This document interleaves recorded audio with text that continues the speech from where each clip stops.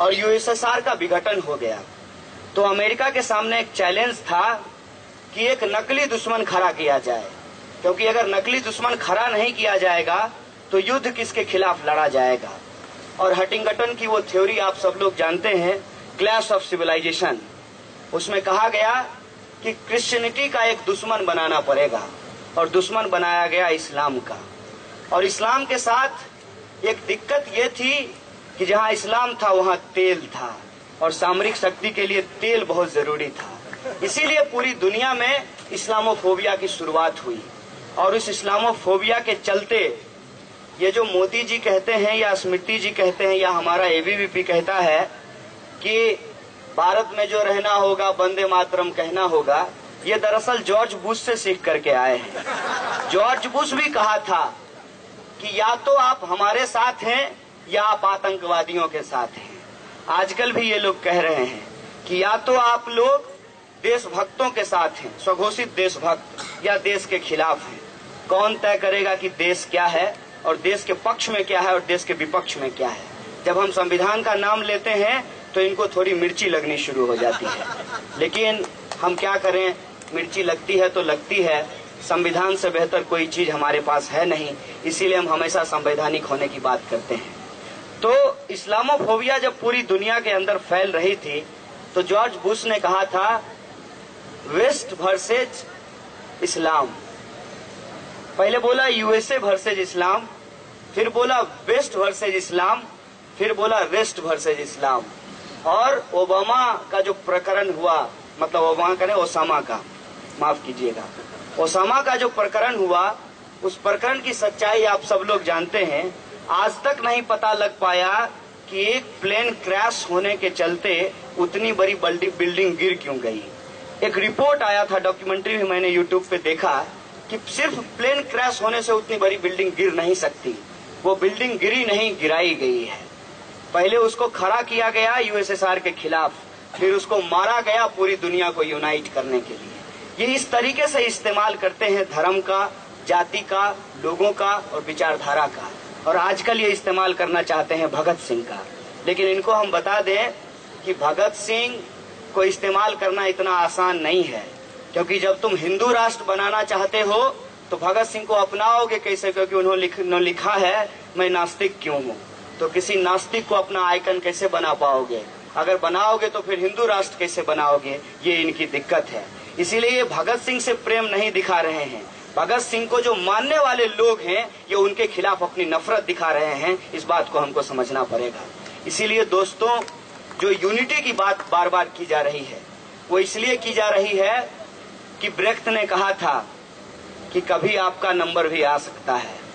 आज बिपिन चंद्रा निशाने पे हैं, कल को आप निशाने पे होंगे। इसीलिए डिफरेंसेस रखते हुए, असहमति रखते हुए इस बात पे सहमत होइए कि अगर इस तरीके के हस्तक्षेप को रोका नहीं गया यूनिवर्सिटी के अंदर। मंत्री जी, आज मैं एक चुटकुला सुन रहा था रेडियो मिर्ची पे, उसमें पूछा कि दिल्ली का तापमान कितना है, वो बोला 40 डिग्री। बोला शुक्र कीजिए 41 डिग्री नहीं है, अगर मंत्री जी के पास एक और डिग्री होती तो 41 डिग्री होती। तो मंत्री जी के पास खुद डिग्री नहीं है और वो क्या कर रहे हैं, प्रबुद्ध शिक्षकों को जो बेचारे पढ़ पढ़ करके अपना आंख खराब कर लिए लाइब्रेरी में, उनके बारे में डिग्री बांट रही है कि ये लोग इंटेलेक्चुअल टेररिस्ट हैं। कितना अच्छा शब्द दिया है इन्होंने। टेररिज्म से इनको बहुत प्रेम है, क्योंकि इनकी पूरी राजनीति टेररिज्म के इर्द गिर्द ही घूमती है। जॉर्ज बुश से ये ज्ञान लेकर के आए हैं। तो टेररिज्म शब्द को दरअसल ये महज शब्द नहीं है, एक खास कम्युनिटी के खिलाफ एक नफरत है, और वो साइकोलॉजी इसके पीछे काम करती है। आप ही बताइए, सच बताइएगा, यहां मत बताइए, घर पे जाकर के सोचिएगा रूम में, कि जब बोलता है कोई टेररिस्ट तो क्या चेहरा निकलता है आपके सामने?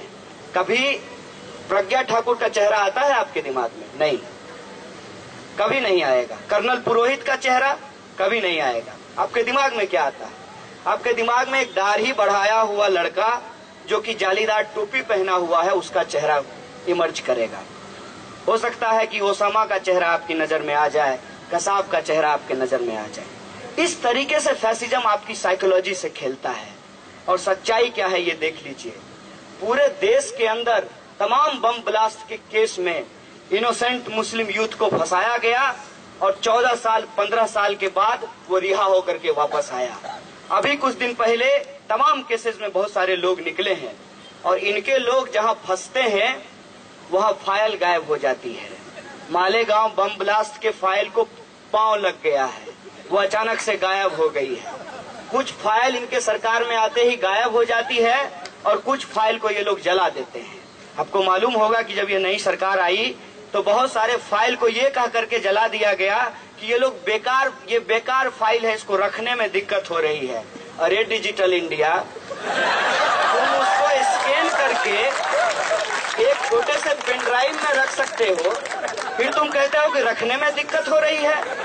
असल बात ये है कि तुम चाहते नहीं हो वो फाइल रहे, क्योंकि उस फाइल में आरएसएस की सच्चाई है।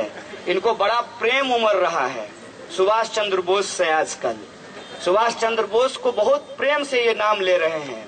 तो हम कहते हैं कि अपनी पार्टी बंद करो।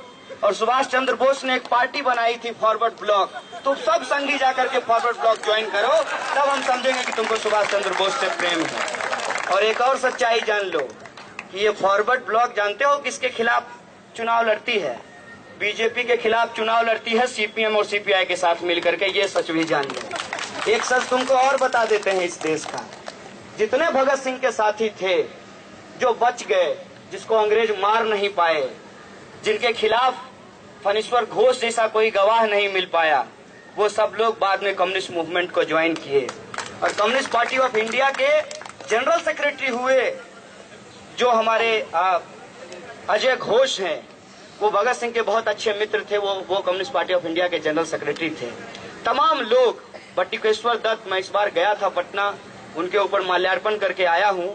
वो बिहार विधान परिषद के मेंबर थे बटुकेश्वर दत्त। ये सब लोग डेमोक्रेसी में विश्वास करते थे। अगर तुमको भरोसा है भगत सिंह के ऊपर तो डेमोक्रेसी में विश्वास करो और फ्रीडम ऑफ एक्सप्रेशन का जो फंडामेंटल राइट है लोगों का, उस पर हमला करना बंद करो। ये तय करेगी यूनिवर्सिटी की क्या पढ़ाया जाएगा, क्या नहीं पढ़ाया जाएगा, ये मनुस्मृति ईरानी तय नहीं करेंगी, क्योंकि वो तय करने के लिए अप्रोप्रिएट नहीं है। ये स्टूडेंट टीचर तय करेंगे कि उनको क्या पढ़ना है और क्या पढ़ाना है, और क्या शब्द होना चाहिए और क्या शब्द नहीं होना चाहिए। और समय के साथ शब्द का कॉन्टेक्स्ट बदल जाता है। मैं डिफेंड नहीं कर रहा हूँ टेररिस्ट बट को, लेकिन मुझे लगता है कि उस दौरान जिस टेररिज्म का साइकोलॉजी आपके दिमाग में अभी काम करता है, उस वक्त नहीं करता था, क्योंकि ये टेररिज्म 1990 से पहले पूरी दुनिया में नहीं थी।